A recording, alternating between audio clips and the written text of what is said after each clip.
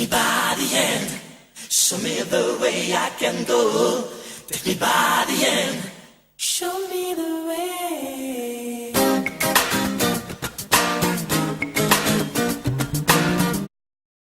C'est finalement l'idée du café Soul Jazz. Au fait, cette idée est venue, c'est parce que quand j'ai fini mes études universitaires, je n'ai pas trouvé un emploi en claquant du doigt. Là encore, il a fallu que je me batte pour trouver mon emploi. Et comme je n'avais pas encore d'expérience, je sors de l'université, donc toutes jeunes qui sortent de l'université n'ont pas d'expérience. Alors on te demande 5 ans d'expérience, 6 ans d'expérience, 7 ans d'expérience, etc. Donc, il faut que quelqu'un te donne la chance pour avoir l'expérience. Donc, j'ai dû frapper à différentes portes pour trouver un emploi. Réalisant que je n'arrivais pas à trouver de l'emploi, je me suis dit, mais ça marche pas, il y a quelque chose qui fonctionne pas. Pourquoi je ne trouve pas d'emploi?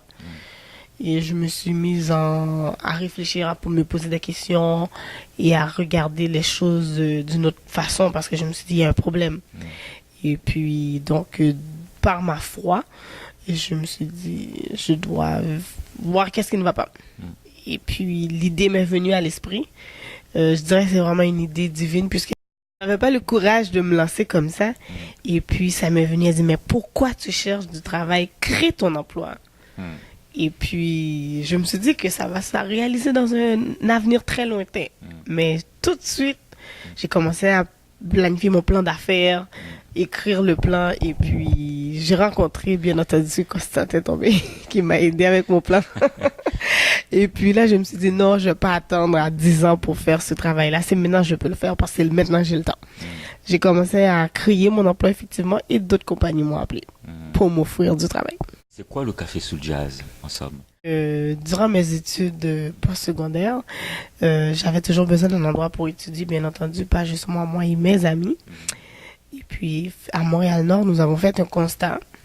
Le cadre qu'on voulait avoir propice à l'étude, à l'échange, et puis avoir un endroit sécuritaire, bien entendu, branché pour les jeunes. C'est un peu difficile de trouver ce cadre. Tout à fait. Donc, nous, on a toujours été obligés de se rendre au centre-ville pour pouvoir étudier.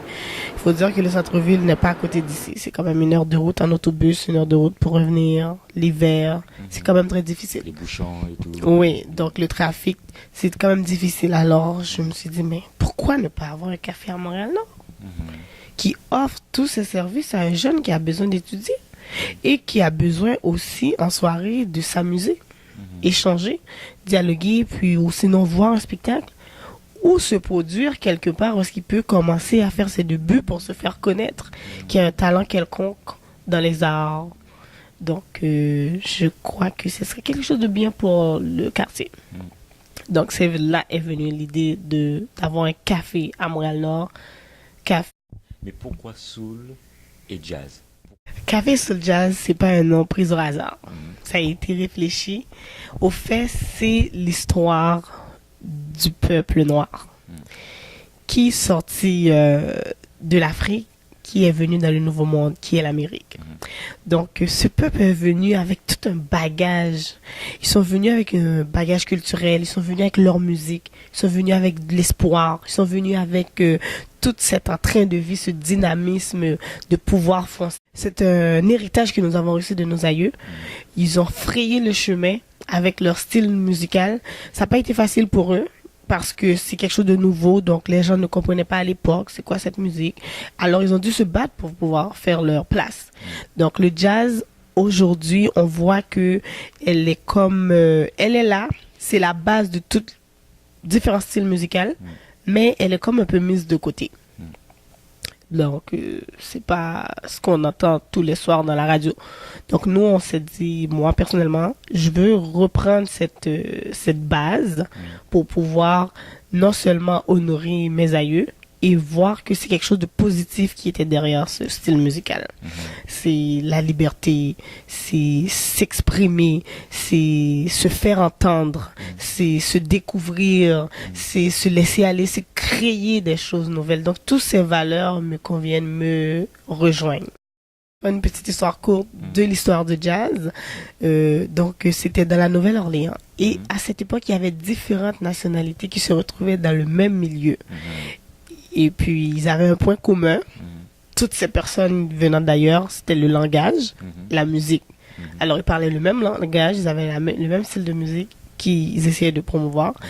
Et puis, c'est un parallèle avec Montréal-Nord, parce que Montréal-Nord, il y a différentes personnes qui y vivent, différentes nationalités, mais nous avons un point commun. Notre langage, nous sommes de langue française, et puis également, nous aimons la musique, nous aimons nous divertir, nous aimons nous amuser. Donc, ces choses nous rejoignent encore. Donc, pourquoi pas les converger en une chose, la musique jazz, parce que ça revient encore, c'est comme, je dirais, la même histoire qui se reproduit, mais dans un temps plus moderne. Concept Café Soul Jazz, on a bien compris que c'est pour donner donc un espace de travail aux jeunes, mais l'autre partie, la partie production, à qui tu groupes, à qui tu laisses accès, venir faire de production, comment ça se passe à ce niveau-là? Oh, donc à part étudier, échanger, avoir un temps pour dialoguer, il y a le sphère des soirées thématiques qui sont ouvertes au grand public. Donc, toute personne qui désire se produire ou qui a un art, quelqu'un qui veut promouvoir, que ce soit l'écriture, que ce soit la danse, la musique, que ce soit qu'on appelle ça, la publication d'un livre, quelque chose, d'une œuvre littéraire. Donc, toutes personnes sont libres, la porte est ouverte pour eux, pour pouvoir se produire à Soul Jazz. Donc, nous faisons appel aux particuliers, aux groupes. Nous faisons appel également à d'autres personnes qui sont plus au niveau des entreprises. Donc, si quelqu'un veut se faire connaître et il n'a pas encore de plateforme pour se faire connaître, donc on est ouvert aussi aux entreprises de ce côté-là pour pouvoir, c'est comme un lieu de rassemblement pour que tout le monde sache qu'est-ce que l'autre fait et pouvoir utiliser le service d'un autre. C'est un échange de services. C'est une place de réseautage finalement. Oui. Ouais. Est-ce que tu peux nous parler un peu de quelques justement de quelques soirées thématiques comme ça que tu as organisées ici? Nous avons eu plusieurs. Nous avons eu des 5 à 7, des 7 à 9.